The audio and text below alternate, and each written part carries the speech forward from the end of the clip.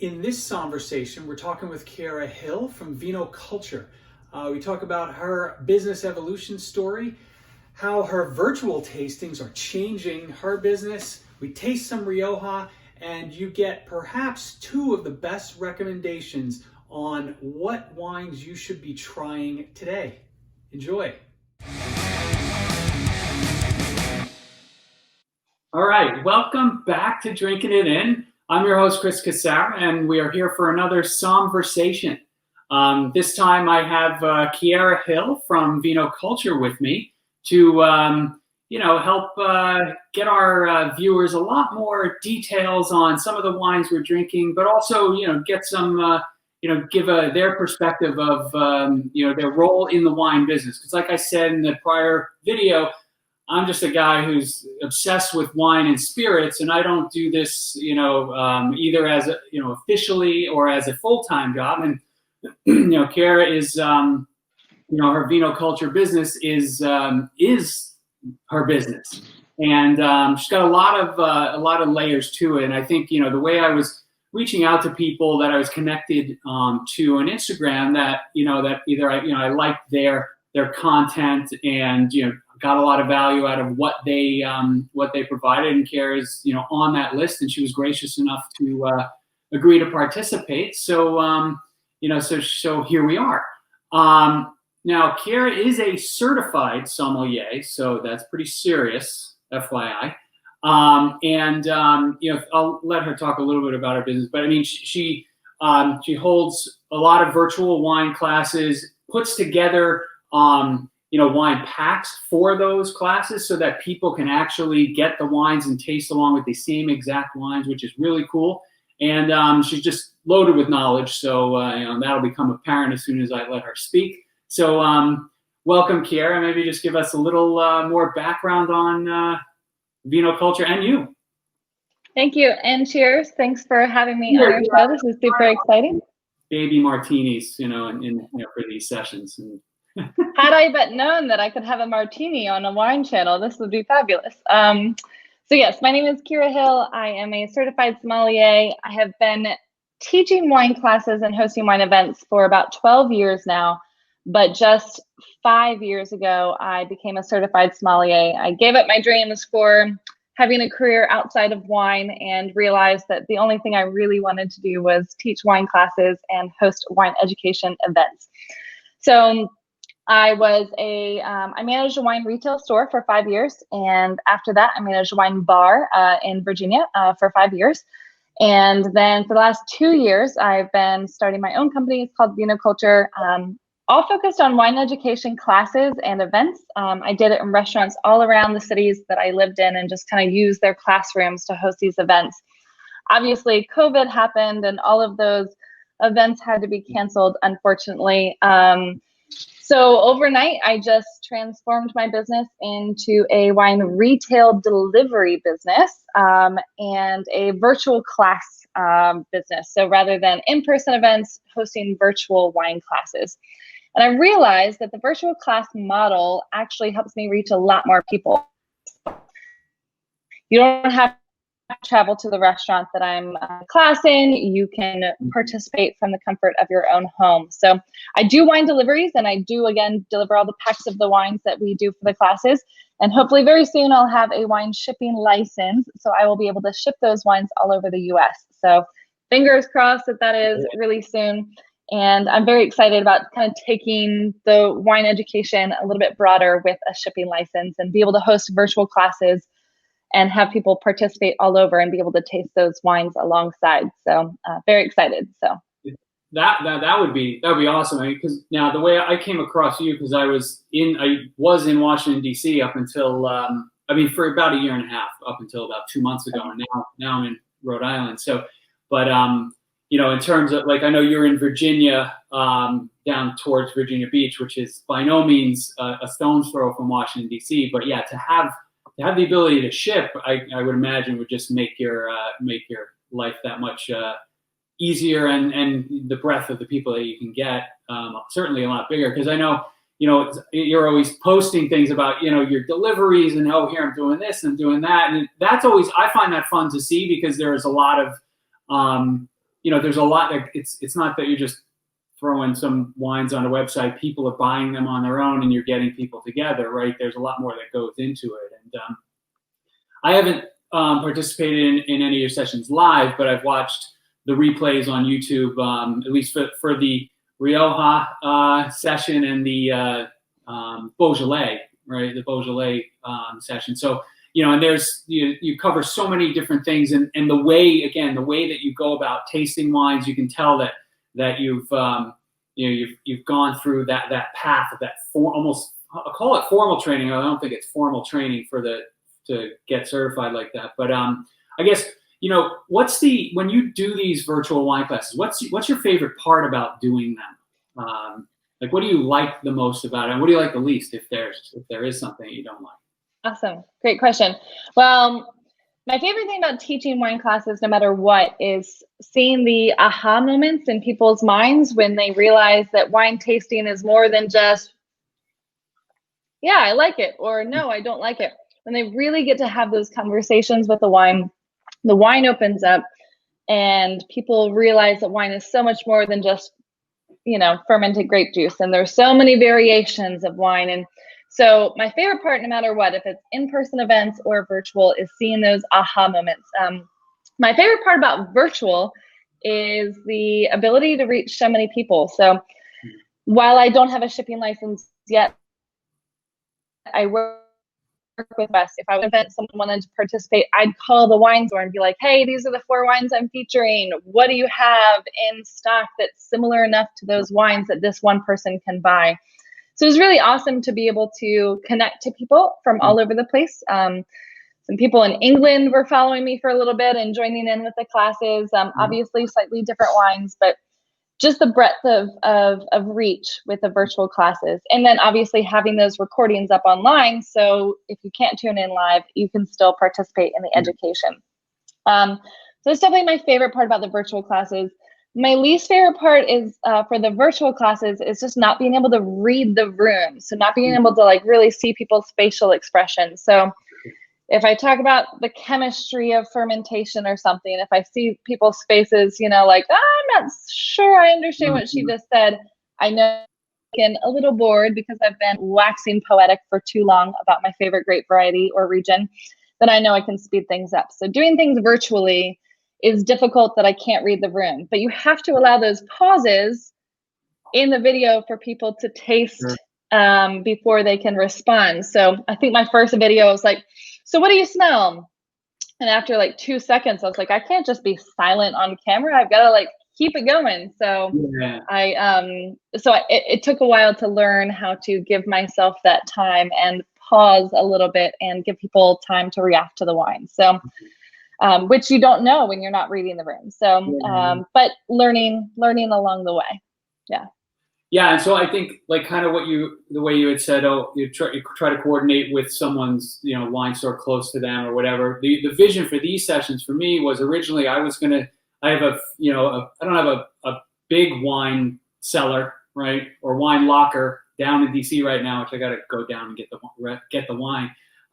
The vision was I have doubles of certain wines. I was going to locally, right, hook up with some people. We both, I'd take one bottle out of the cellar, the guests would get one bottle, and then we would taste the same wine. So there was a little extra wrinkle, with coordinating this. So we've got the same producer, where we have different years, but that'll also, provide for an interesting conversation. I guess one thing in your videos, right, and some of your posting, you reference Somm Mom, which is obviously your mom.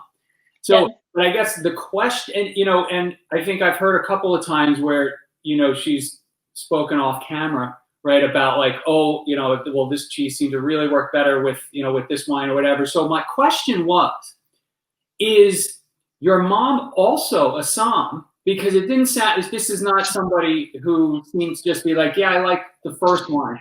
Or is she Somm Mom because she's the mom of a Somm? Yes, it's more the latter.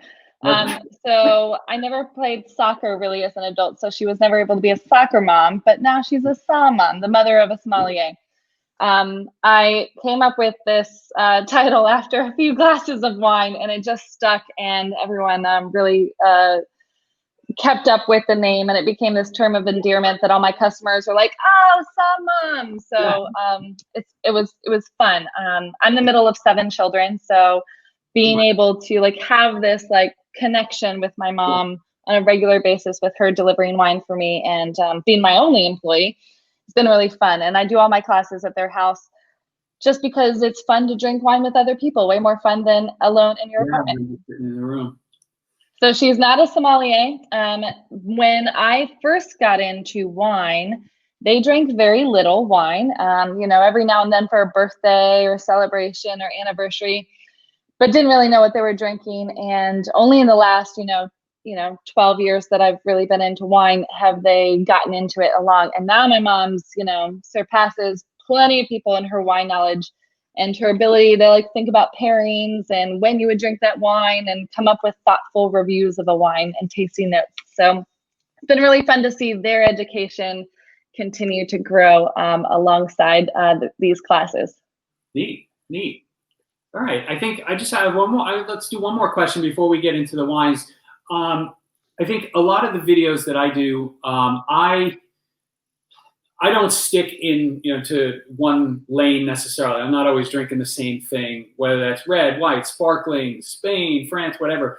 So I try to kind of get out into some of those obscure areas. And I was wondering, what you think, whether it's a grape, a region, or even both, like, are there any things in the wine world that people should be drinking more of, right? And really, I'm sure you probably have a list of like 25 things, but maybe give us a top 2.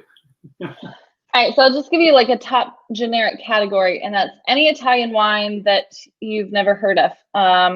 White or red, doesn't matter. If you've never heard of it and it's an Italian wine, chances are it's super delicious, and it's some grape variety that's only grown in that one little tiny village and nowhere else in the rest of the world.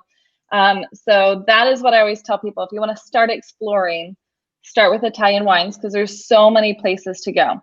And outside of that, if I'm going to give a more specific recommendation, I would tell people to not drink Cabernet for a whole month. Like just try to not drink Cabernet for a whole month and see what other like big, bold reds are out there. I think most of us just drink 10 grape varieties our whole lives. Like 98% of Americans, all of what they drink is just 10 grapes. And there's thousands and thousands out there. So Italian varieties, whatever it is, like find something and figure out what that grape is and where it's from and why it's different. And I'd say stay away from Cabernet just for like a little bit of time. Like it's obviously one of the most iconic grapes of all time throughout the entire world. So I'm not discounting Cabernet at all. I'm just saying that you'll find yourselves in some very whimsical and romantic places if you allow yourself to get out of your Cabernet rut. So that's those are very good answers. I was not expecting something that I'm gonna say out of left field. Those were very good answers. I like that. Okay. All right. What do you recommend people? If you were wanting people to drink more of? What would you say? I've been kind of on I would say a lesser known grapes in Spain kick, and then also I think wines from Greece need a lot more attention. Oh yeah. So I think as I look as going into like the next couple of months, I want to focus on maybe do like 3 or 4 videos on Greek wines, because they're whether it's white or red, right? So they're amazing, right? And again, I'll probably steal your answer to some extent. I'll say, well, if you see a Greek wine that you can't pronounce, try it. That's like all of them. Yeah, so that means basically if you see a Greek wine, try it, because you won't be able to pronounce it. Yeah, I also sommeliers come up with their best ideas after too many glasses of wines often. And I came up with my new slogan. My normal slogan is because wine begs to be shared with people and paired with food. Wine just tastes better when you're drinking it with other people, and when it's paired with the right food, it just is a better experience.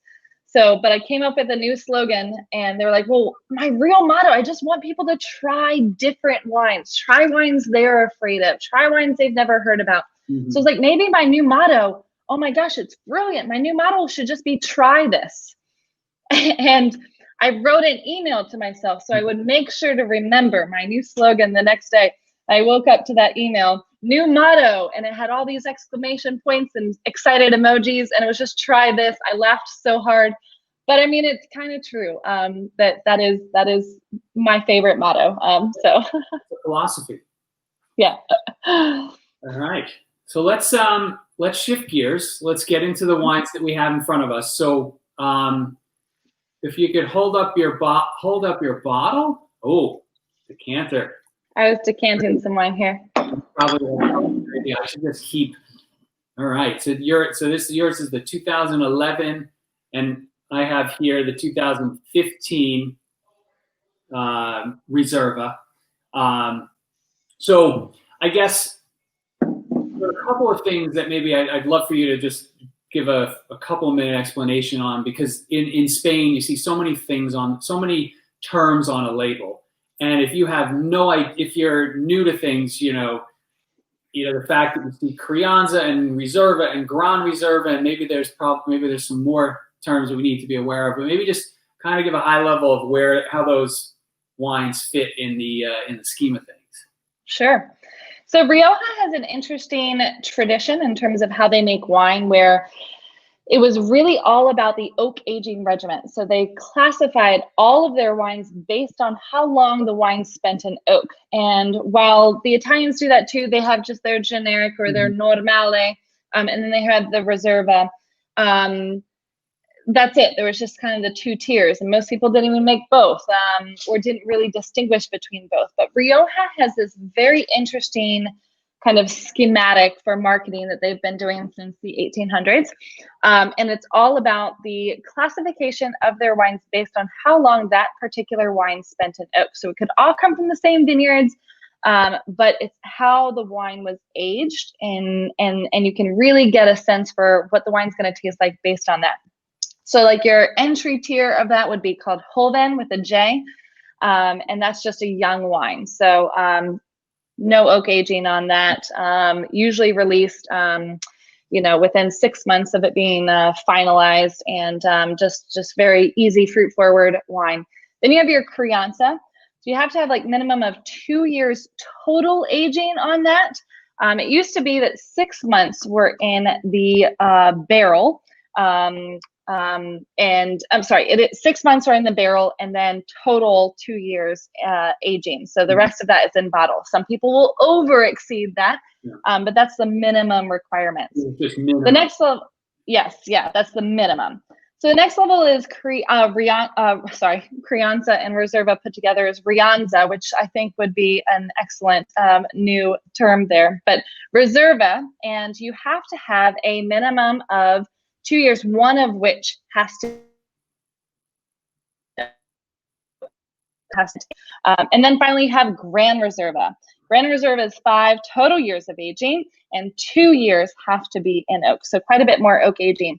And instead of a typical Bordeaux oak aging where they keep it very reductive, meaning not allowing any oxygen to influence the fermentation of the wine, the aging of the wine, Rioja encourages an oxidative environment. So you often find very different characteristics in a Rioja wine that is 10 years old than you will in a Bordeaux, say, for 10 years old. So they encourage a little bit more oxidation. So you generally find like browner colors in the wine as the red wine loses some color with oxygen. More nutty, caramelized, oniony kind of profiles in the wine as well. So traditionally, that's how it's so different than Rioja. Than Bordeaux. Yeah, Bordeaux. Okay, interesting. So sorry, you froze up when you were saying the total aging on the Reserva. I think you said it was 2 years, a minimum of 1 in oak, but I didn't get it all. So it's actually, this is what happens when you're talking too many things on a platform that you're not used to. It's 3 years total for Reserva. 1 year of those has to be in oak. So 2 years in the bottle. So I apologize about that. Yeah. Minimum 1 year in oak, and 3 years of aging. Okay, cool. Yes. So some people are going to over exceed that. So you easily find Grand Reservas that 5 years were spent in oak and 2 more years in the bottle. So those are just the minimums. A lot of people are going to go over and exceed those expectations. So you've got the LAN 2015 Reserva that spent a total of 13 months, I believe, and a mix of French and American oak. Okay. And I have got, so this is interesting. So this is the limited edition LAN. It's from the 2011 vintage. And so often, especially more so in the last 15 years, you find these big Rioja producers. LAN's been around for 50 years. I think they've been around since the 1970s. But you find these big producers that are getting away from the traditional model of labeling all their wine Joven, Crianza, Reserva, Grand Reserva, and you'll find different labeling because the focus, instead of being the traditional focus on how long the wine was aged in oak, the focus is a little bit more on vine age, maybe vineyard specificity or overall flavor profile of the wine. So that 150 years of tradition of labeling wines this way by the top 5 producers that were controlling 90% of all wines from Rioja. We're seeing a big shift away from that to smaller producers and producers who are not labeling their wines exactly. But a lot of these big producers will have their traditional labeling and then also have specific labeling outside of that, which is really fascinating to see how people are changing the trends of Rioja. Yeah, it's cool. You don't always have to be so traditional in you. So all right, awesome. Yeah, and so actually, I'll put up a picture of what the back of this label looks like, but it actually gives you a little bit of a curve in terms of like how long to age a wine and when it, as it gets, it's good, and then it's past its peak, and you better have dry. I've never seen that before in a bottle. That was kind of interesting to me, and I think that is cool. That we or I thought that this producer would be a good one, at least for this video, is because it's very well distributed, and they have lots of different wines that get released, so you can try different things. Yeah, absolutely. Yeah, because it's fun to focus on all these like boutique wineries and very small production producers, but in the end, if you can't get your hands on that wine, it's kind of painful in terms of getting those recommendations that you can't try yourself. True. All right. So I'd love to chat a little bit once we get into tasting, just so I don't forget, about how Rioja ages their wine at the cellars as well. So not only are they focused on the aging of the wine in the barrel before they release it, but they age it at the cellars as well. So you can often find some really new release old Riojas, which is so unique to Rioja specifically. But I want to know what your wine tastes like. I'll remind you. I'll remind you that. Okay. So, yeah, I was going to say this definitely smells like it spent one more month in oak. I smell that 13th month. No, so I mean it's very rich, which is nice. It's very black, very rich. I'm getting some vanilla. So there's a lot of black fruit, a little bit of vanilla, not overly done. So it's not like that oak is really taken over. It's nice. It's pretty clean. Like it's pure fruit and some vanilla right down the middle. What about you? What about on yours? Oh, mine is super fascinating. There's so many of these like perfumed notes, like dried violets and geraniums and rose petals, which is a very elegant style of Tempranillo. Mine has a bit of Graciano in there, or as I would say, Mazuelo and Graciano there. I believe yours just has about 5% Mazuelo in there, but I could be wrong in that if I'm remembering the notes on these wines. So yeah, this one is super floral. I have some of the oak profiles, but they're a little bit more reserved. This one actually spends a little bit less time in oak. I believe it's 8 months total in oak and then 4 months in huge foudres.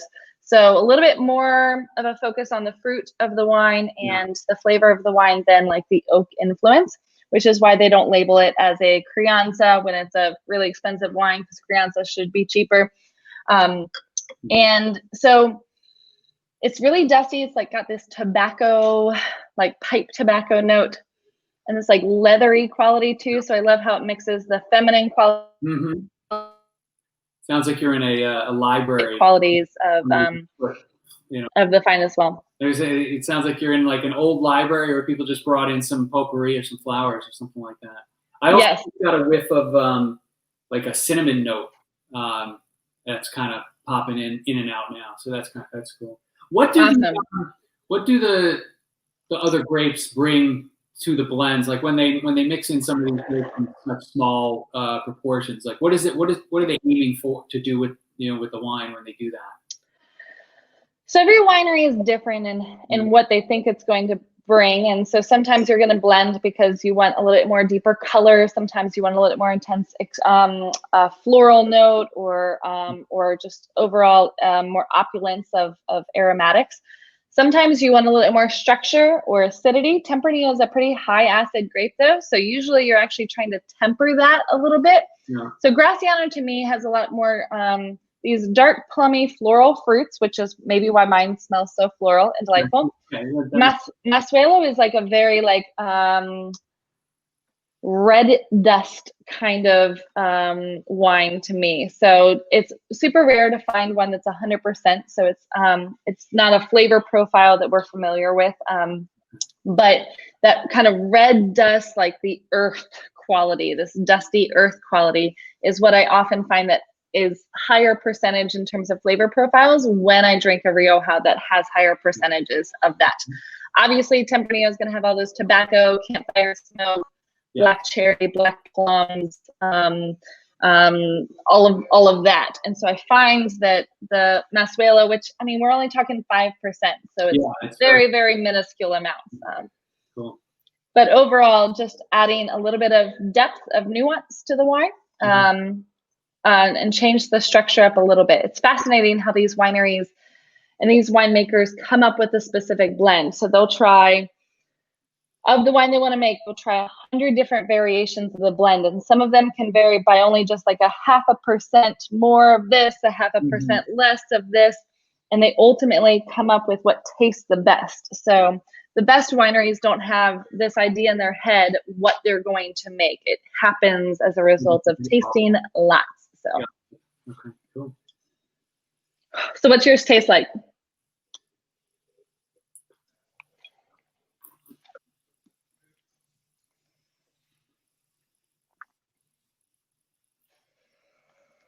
So you get the acid is definitely coming through. It's very it's almost tart a little bit, like tart with the vanilla.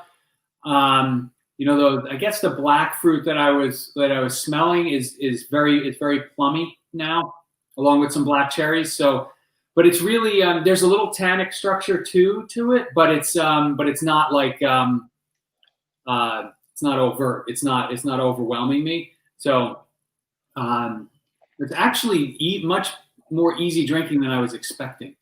Like it's almost lighter and happier than I expected it to be, if that makes sense. Yeah.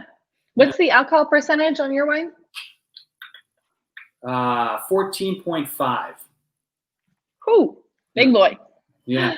Mine's just 13.5%. Both of these vintages, by the way, for Rioja were rated like high quality vintage. We're looking at like 92 to 93 points on the Wine Enthusiast vintage chart. So great years for making great wines. Well, I mean, it seems like that's less of an issue these days, like where I feel like everything that I read, except for one vintage here and there, is like, this vintage is the greatest ever. And, and especially in Europe, whether it's, I think 10 and 11 and 14 and 15 and 16. And now, it's like you hear all these glowing reviews on everything, but especially for Europe, just because with global warming comes riper fruit, and Europe always had a cooler climate, so it struggled to make the fruit ripen enough for these really big wines that the Robert Parkers of the world want to rate highly. And now with warmer temperatures, the grapes are ripening enough to be able to do that. Okay, so that is sort of working in their favor as long as they're okay with that style coming through. Yeah. Do you have a wine rater that you follow religiously, like Wine Spectator, Decanter, Enthusiast, Parker? Yeah, so I like I'm always in sync with what I see from Jeb Dunnick, and I subscribe to Vinous Media with Antonio Galloni. He's always been my favorite. He's just like I just like sometimes they get a little too over the top with some of their coverage and what they do, but I always find that like what he recommends or what he tastes is, very much my style and what I tend to like.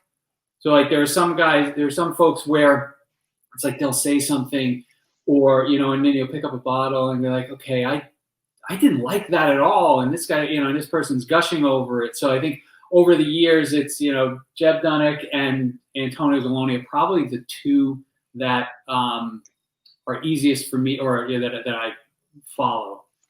How about you? That's the way to do it, because if you just follow a magazine that employs like dozens and dozens and dozens of different raters, it's really figuring out who specifically has a similar palate to what you like. So honestly, I don't follow ratings.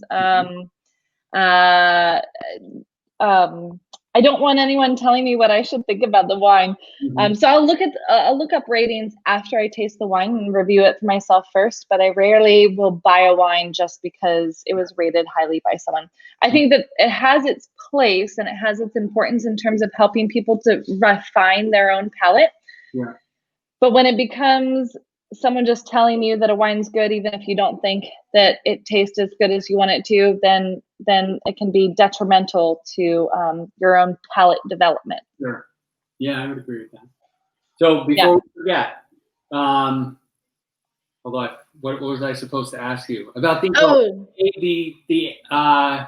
the cellar aging part of what they do in Rioja that's unique or different? So one of the reasons Rioja is unique is how they focus on the oak aging in terms of how the wine is labeled. But the other way is how they actually hold back so much of their wine at the winery to release when they think it's ready to drink. Unlike Bordeaux, when you're going to release the wine as soon as it's able to be in market, you're in market. And it's up to you, the consumer, to age the wine for 10, 15, 20, 30 years.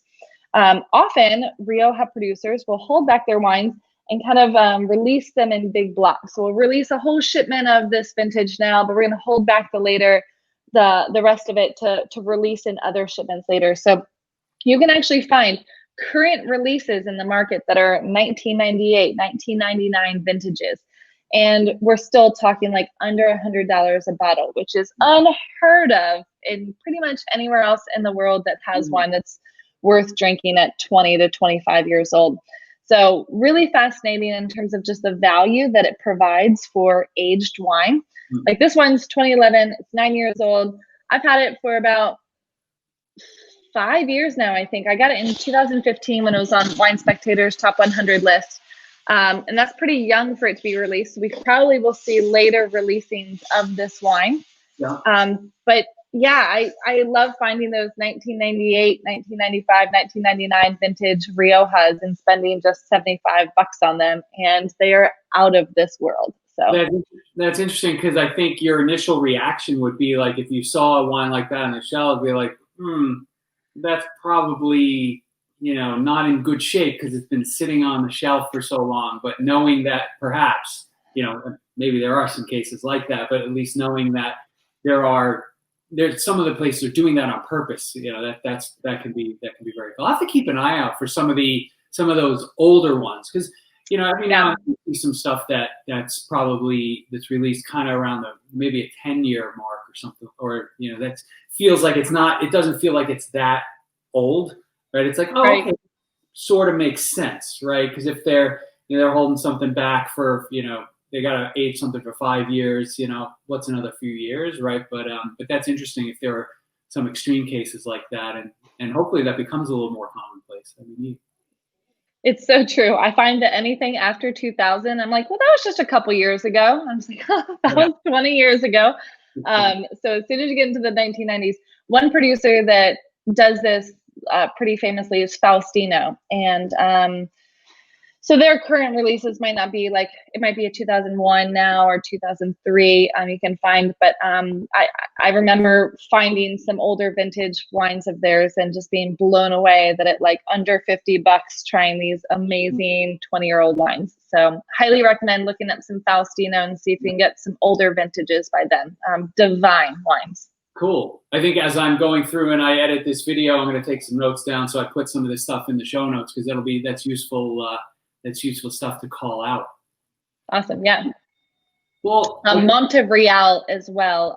Smaller producer, but literally just bought a bunch of their 1999 vintage Grand Reserva. And wine has easily another 10, 15, 20 years on it. So yeah. Awesome.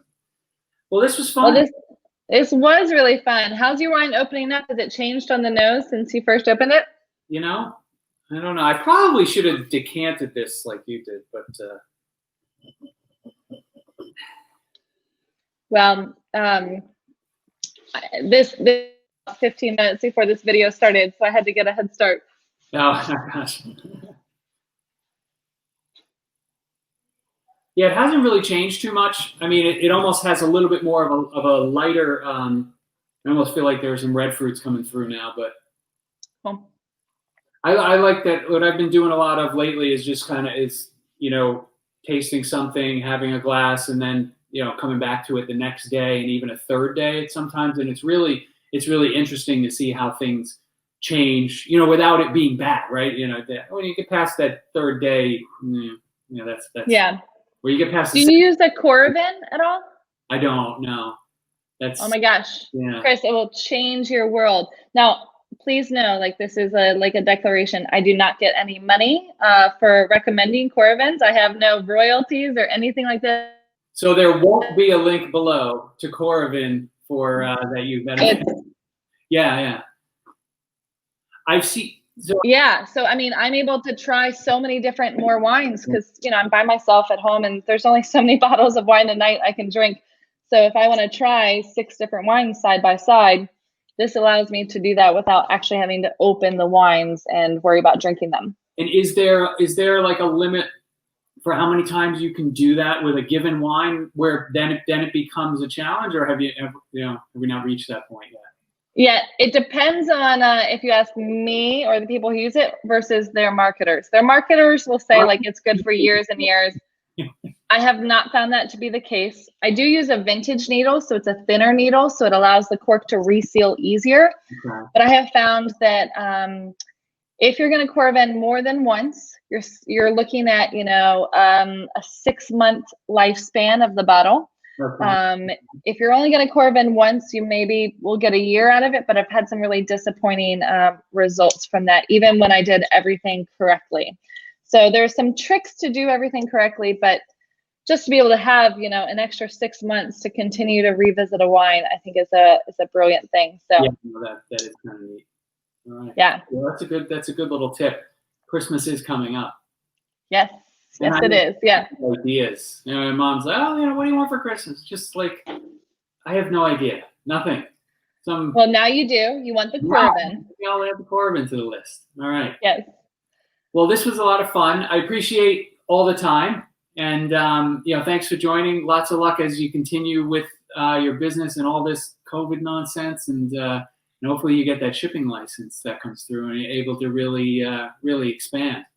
Then you start shipping to Rhode Island and I'll participate in the virtual class. Sounds good.